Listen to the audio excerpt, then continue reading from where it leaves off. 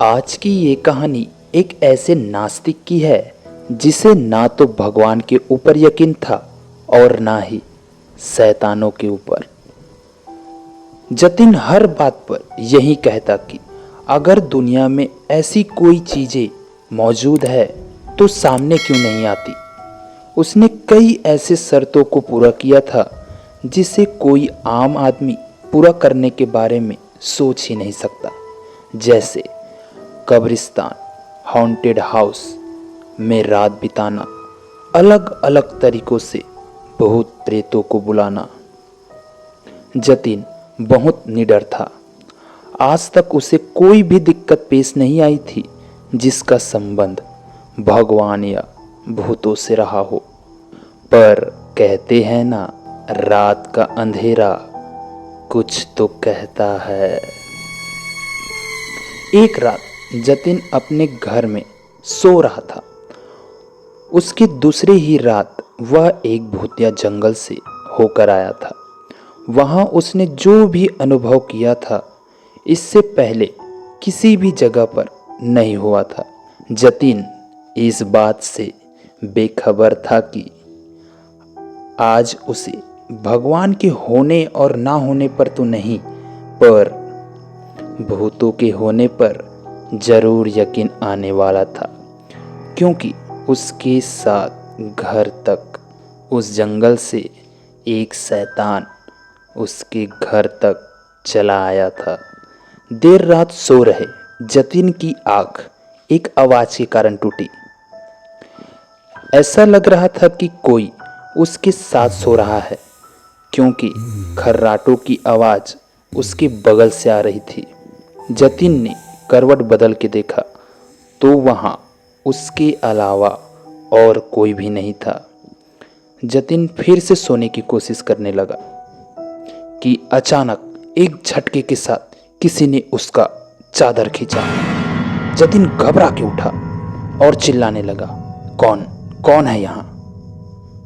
बदले में सुनाई पड़ी तो बस एक हंसी। ध्यान से सुनने पर पता चला कि ये आवाज उसके फोन के अलार्म क्लॉक से आ रही थी।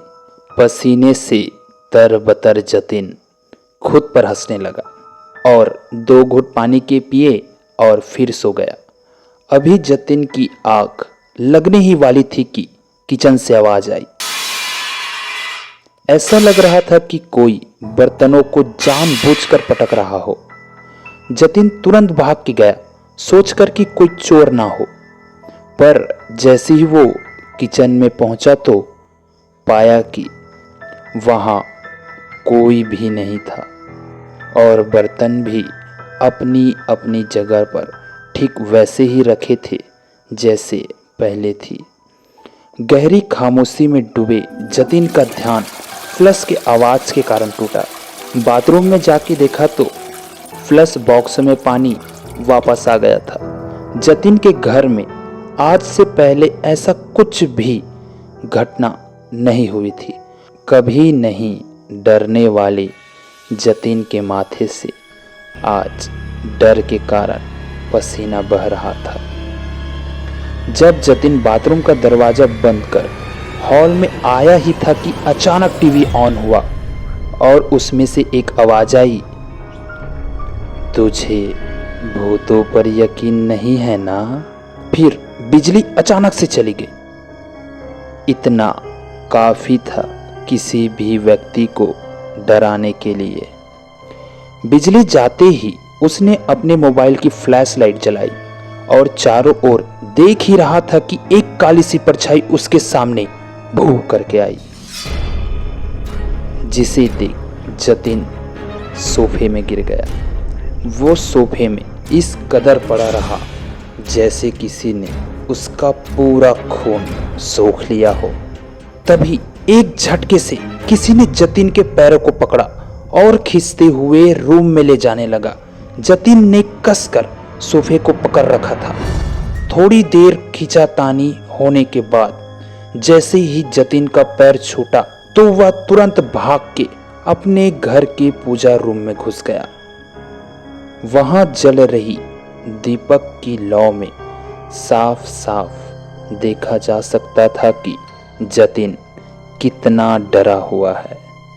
जतिन ने सामने रखा हनुमान चालीसा खोला और दूसरे हाथ में एक घंटी पकड़ी और हनुमान चालीसा जोर जोर से पढ़ने लगा। रात भर वह वहीं रहा।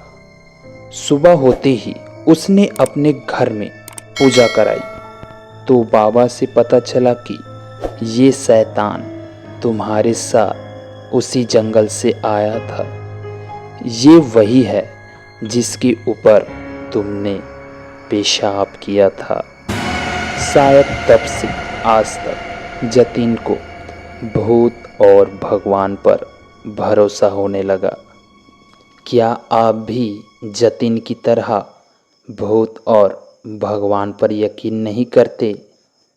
अगर हाँ तो थोड़ा संभल कर